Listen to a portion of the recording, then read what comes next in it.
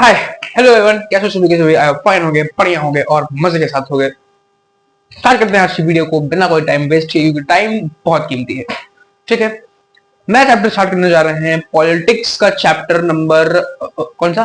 Politics का chapter number 3 है या फिर 4 आई थिंक। हाँ, चैप्टर नंबर छोड़ो, नंबर से क्या मतलब, नाम पकड़ो। चैप्टर का नाम है how the state government works. ठीक, स्टेट गवर्नमेंट किस तरह से वर्क करती है, हमको उसके बारे में इस चैप्टर में बेसिकली क्या करना है, उसके बारे में इस चैप्टर में हमको पढ़ना है। ठीक, नाम से अगर इस चैप्टर की थोड़ी थीम समझने की कोशिश करें तो हमको बेसिकली ये पढ़ना है कि स्टेट गवर्नमेंट क्या होती है, उसमें कौन कौन से मेंबर्स होते हैं, वो मेंबर्स क्या क्या चीजें परफॉर्म करते हैं, स्टेट गवर्नमेंट की जितनी वर्किंग है, उसका जो भी इलेक्शन प्रोसेस होता है, वो सारी चीजें हमको बेसिकली इस चैप्टर में क्या करनी है, पढ़नी है। ठीक, तो बिना कोई टाइम वेस्ट किए स्टार्ट करते हैं और चलते हैं इंट्रोडक्शन वाले पार्ट की तरफ। चैप्टर के चैप्टर स्टार्ट होता है, last year we discuss the fact that government work at 3 levels, local, state and national, and looked at the work of local government in some detail. In this chapter we examine the work of the government at the state level. ठीक, क्या बताया गया है भाई?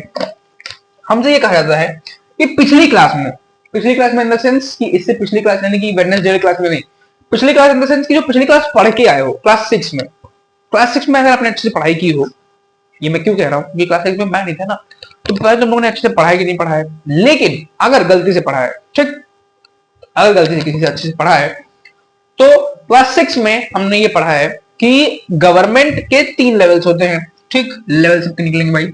Government के 3 levels होते हैं, central, state और लोकल। ठीक, गवर्नमेंट के 3 लेवल होते हैं, सेंट्रल लेवल, स्टेट लेवल और लोकल लेवल। उसमें से हमने क्लास 6 में, पिछली क्लास में यानी कि लोकल लेवल के बारे में पढ़ रखा है। इस चैप्टर में बेसिकली हम क्या करना है, इस चैप्टर में, इस क्लास में, इस चैप्टर में हम ये स्टेट गवर्नमेंट की वर्किंग के बारे में क्या करेंगे, जानेंगे। ये कहा है इस चैप्टर की स्टार्टिंग में। ठीक,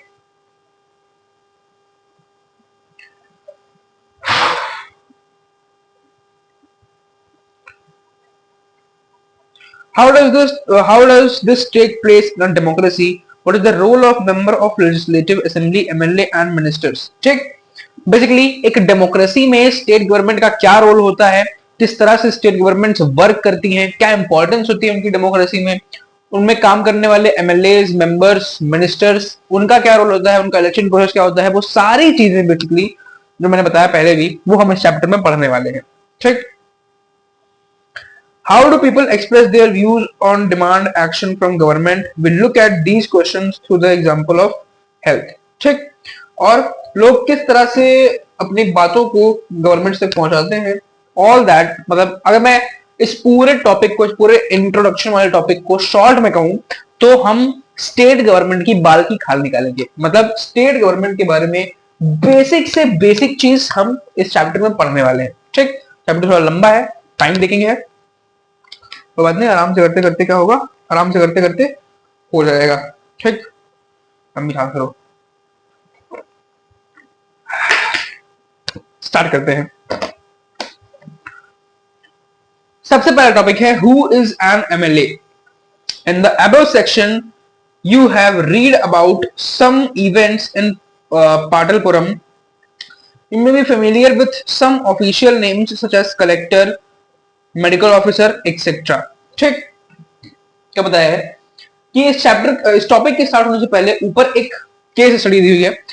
केस स्टडी क्या चीज की है? केस स्टडी में ये बताया गया है कि पाटलमपुर, क्या ये नाम है ना, क्या नाम है, क्या नाम है, हाँ, पाटलपुरम, सॉरी, पाटलपुरम एक जगह है जहां पे बहुत एक बड़ा क्राउड जो है, बहुत बड़ा एक प्रोकेशन जिसको हम कहते हैं इंग्लिश में, क्राउड जो है वो वहां के एमएलए के घर की तरफ बढ़ रहा है। क्यों बढ़ रहा है? चाय नाश्ता करने?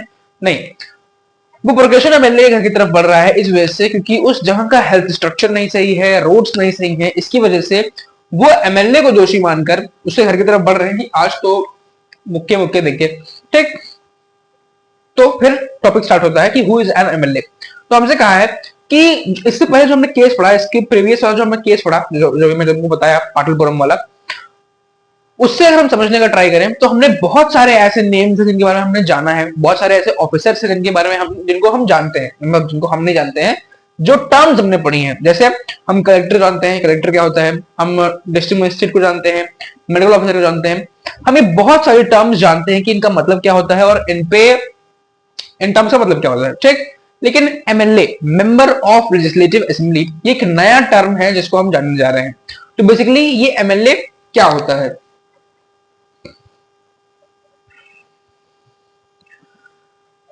But have you heard of an MLA and the Legislative Assembly? Do you know the MLA of your area? Can you identify which party she or he belongs to? तो वही कहा है कि अब तक हमने बहुत सारे ऑफिसर्स के नामों को जाना है और उनको हम जानते हैं, जैसे कलेक्टर हो गया, मजिस्ट्रेट हो गए, ये सारी चीजें। लेकिन क्या हमने अभी तक एक भी बार अपनी लाइफ में, मतलब मैंने तो बहुत बार सुना है, ठीक, क्या तुमने, तुम्हारी बुक ऐसा पूछती है कि तुमने कभी एमएलए या फिर लेजिस्लेटिव असेंबली का नाम सुना है कि लेजिस्लेटिव असेंबली क्या होती है, मेंबर ऑफ लेजिस्लेटिव असेंबलीज क्या होते हैं, ठीक, और वो किस पार्टी से बिलोंग करते हैं। और एक क्वेश्चन कहा है कि आपको ये आइडेंटिफाई करना है कि जो आपका जो एरिया है उस एरिया में एमएलए कौन है और वो किस पार्टी से वो बिलोंग करता है या फिर करती है, ठीक। आगे बढ़ते हैं। Members of the Legislative Assembly MLAs are elected by the people. They then become members of the Legislative Assembly and also form the government. ठीक। तो अगर बात करें member of legislative assembly MLA, member of legislative assembly, member of legislative assembly या फिर MLA.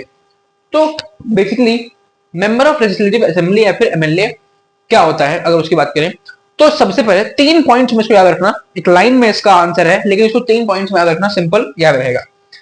सबसे पहली चीज, 3 कंडीशंस होती हैं एमएलए बनने के लिए, ठीक। 3 कंडीशंस होती हैं। सबसे पहले तो एमएलए जो होते हैं वो इलेक्टेड बाय पीपल होते हैं, इनको लोग, हम लोग इलेक्ट करते हैं, जो आम लोग हैं, नागरिक, ठीक, वो लोग इलेक्ट करते हैं किसको, एमएलए को। दूसरी चीज, जैसे ही कोई व्यक्ति को हम एज ए एमएलए इलेक्ट करते हैं उसके पास वोट्स ज्यादा जाते हैं तो फिर वो बनता है मेंबर ऑफ लेजिस्लेटिव असेंबली और वो कहां बैठता है, वो जाके अपनी सीट लेता है लेजिस्लेटिव असेंबली में। दूसरी चीज। तीसरी चीज, अगर लेजिस्लेटिव असेंबली में उसके पार्टी की मेजोरिटी है तो लेटर वो गवर्नमेंट फॉर्म करता है, अगर मेजोरिटी नहीं है तो अपोजिशन फॉर्म करता है, ठीक। फिर से 3 चीजें। सबसे पहले तो एक एमएलए इलेक्टेड बाय पीपल होता है, उसको लोग इलेक्ट करते हैं। कोई भी व्यक्ति जब एमएलए बन जाता है तो वो लेजिस्लेटिव असेंबली में जाके बैठता है, अपनी सीट लेता है।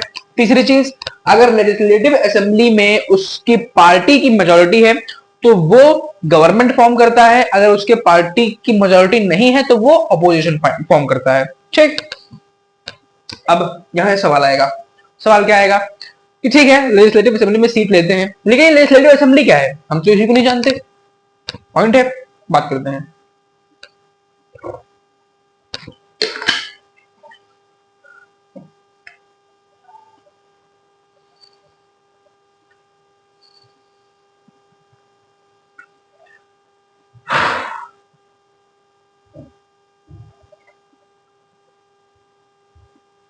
In this way, we say that the MLAs represent people. The example below will help us understand this better.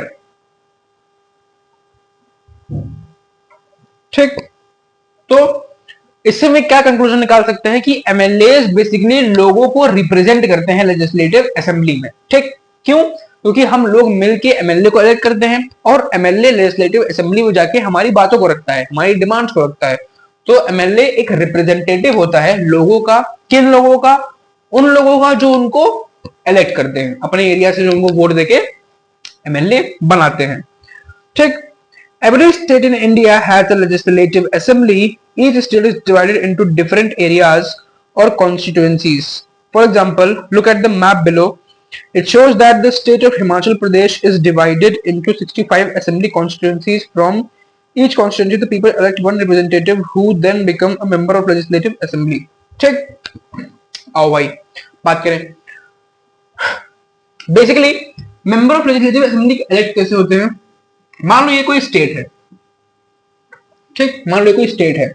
अब इस स्टेट को हम पॉपुलेशन के बेसिस पे कुछ पार्ट्स में डिवाइड करते हैं, ठीक। ये पूरा स्टेट हो गया, मान लो ये एक्स स्टेट हो गया, ठीक। अब इस एक्स स्टेट को हमने पॉपुलेशन के बेसिस पे डिवाइड किया कि मान लो यहाँ पे पॉपुलेशन ज्यादा थी तो इसको छोटा रखा, पॉपुलेशन कम थी तो इसको बड़ा रखा, ये रखा, ठीक, ऐसे ऐसे ऐसे और ऐसे। तो इस बड़े से स्टेट को हमने क्या किया, इस बड़े से स्टेट को हमने पॉपुलेशन के बेसिस पे कुछ छोटे छोटे फ्रेगमेंट्स में बांट दिया, ठीक। बांट दिया इन द सेंस बॉर्डर नहीं लगा दी, हमने अपने मैप में ऐसा विजुअलाइज कर लिया कि हाँ ये बड़ा सा स्टेट है, उसको अपने छोटे छोटे पार्ट्स में बांट लिया, किसके बेसिस पे, पॉपुलेशन के बेसिस पे। मैं बार बार इस वर्ड को कह रहा हूं, इस वर्ड को पकड़ लो कि हम पॉपुलेशन के बेसिस पे स्टेट के अंदर डिवीजन करते हैं, ठीक। अब यही जो पॉपुलेशन के बेसिस पे हमने स्टेट का डिवीजन किया ना, इसी डिवीजन को हम कहते हैं कॉन्स्टिट्यूएंसी। इस डिवीजन को नहीं कहते हैं, डिवीजन करने के बाद जो एरिया निकल के आया उस एरिया को हम कहते हैं कॉन्स्टिट्यूएंसी। क्या कहते हैं? कॉन्स्टिट्यूएंसी, ठीक।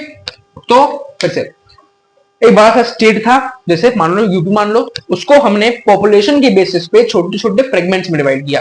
ये जो छोटे छोटे फ्रेगमेंट्स में हमने डिवाइड किया, इस छोटे छोटे फ्रेगमेंट्स को हम कहते हैं कॉन्स्टिट्यूएंसी। इंडिया के हर स्टेट में कॉन्स्टिट्यूएंसीज पाई जाती हैं on the basis of their population. जिस स्टेट में पॉपुलेशन बहुत ज्यादा होती है वहां पे कॉन्स्टिट्यूएंसीज बहुत ज्यादा होती है, जहां पॉपुलेशन बहुत कम होती है वहां पे कॉन्स्टिट्यूएंसीज बहुत कम होती है। जैसे फॉर एग्जाम्पल उत्तर प्रदेश में कॉन्स्टिट्यूएंसीज सबसे ज्यादा है, ठीक। अब हमने ये कॉन्स्टिट्यूएंसी में डिवाइड कर दिया। डिवाइड करने के बाद क्या होता है, डिवाइड करने के बाद मान लो ये एक पर्टिकुलर कॉन्स्टिट्यूएंसी है, ये एक पर्टिकुलर कॉन्स्टिट्यूएंसी है, तो अब यहां के लोग एक मेंबर को इलेक्ट करेंगे। यहां के जितने भी लोग होंगे इस पर्टिकुलर कॉन्स्टिट्यूएंसी के, वो एक मेंबर को इलेक्ट करेंगे और वो एक मेंबर इस कॉन्स्टिट्यूएंसी से एमएलए बनके कहां जाएगा, लेजिस्लेटिव असेंबली में। समझ में आया? ठीक है, आगे चलते हैं।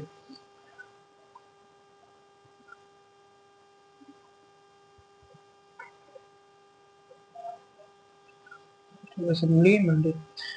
You would have noticed that people stand for election in the name of different parties. These MLAs therefore belong to different political parties. ठीक।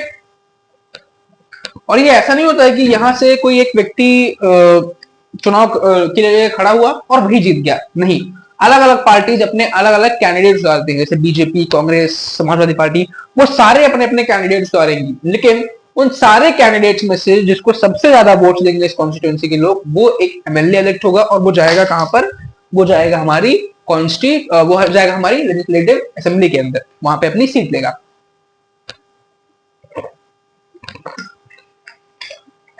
ठीक है भाई, आज इतना रखते हैं, बाकी चीजें हम कल डिस्कस करेंगे, लेकिन एक बार पूरा रिवाइज कर लेते हैं, ठीक है। तो चैप्टर हमने स्टार्ट किया। चैप्टर स्टार्ट करने से सबसे पहले हमने ये जाना कि हमको बेसिकली इस चैप्टर में पढ़ना क्या है, इंट्रोडक्शन क्या है। तो हमने देखा कि 3 लेवल्स होते हैं गवर्नमेंट के, central, state, local. Local government के बारे में हम पिछले क्लास में यानी कि 6th क्लास में पढ़ के आए हैं। हमको इस क्लास में बेसिकली स्टेट गवर्नमेंट्स की वर्किंग के बारे में पढ़ना है, ठीक। चैप्टर हमने स्टार्ट किया, सबसे पहले हमने जाना एमएलए के बारे में कि बेसिकली एमएलए क्या होता है। तो 3 चीजें जानी उसके बारे में। सबसे पहले तो इलेक्टेड बाय पीपल, दूसरी चीज जैसे ही इलेक्ट हो जाता है तो अपनी सीट लेता है कहां पे, लेजिस्लेटिव असेंबली में, और तीसरी चीज कि लेजिस्लेटिव असेंबली में सीट लेता है तो अगर लेजिस्लेटिव असेंबली में उसके पार्टी की मेजॉरिटी है तो गवर्नमेंट फॉर्म करता है, अगर उसकी पार्टी की मेजॉरिटी नहीं है तो ऑपोजिशन फॉर्म करता है, ठीक। फिर हमने जाना कॉन्स्टिट्यूएंसीज के बारे में। कॉन्स्टिट्यूएंसी बेसिकली क्या होती है, एक बड़े से स्टेट को जो हम छोटे छोटे फ्रेगमेंट्स में डिवाइड कर देते हैं on the basis of population, तो उस डिवाइडेड फ्रेगमेंट को हम कहते हैं एक कॉन्स्टिट्यूएंसी। इस कॉन्स्टिट्यूएंसी के लोग या इस कॉन्स्टिट्यूएंसी में अलग अलग पार्टीज अपने कैंडिडेट्स उतारती हैं। उन कैंडिडेट्स में से एक पर्टिकुलर कॉन्स्टिट्यूएंसी के लोग जिसको सबसे ज्यादा वोट देते हैं उस कॉन्स्टिट्यूएंसी से वो एमएलए बनता है और लेजिस्लेटिव असेंबली में जाके अपनी सीट लेता है, ठीक। तो आज की क्लास में इतना ही, मिलते हैं नेक्स्ट क्लास में। आई होप चीजें समझ में आई होंगी, ठीक। बाय।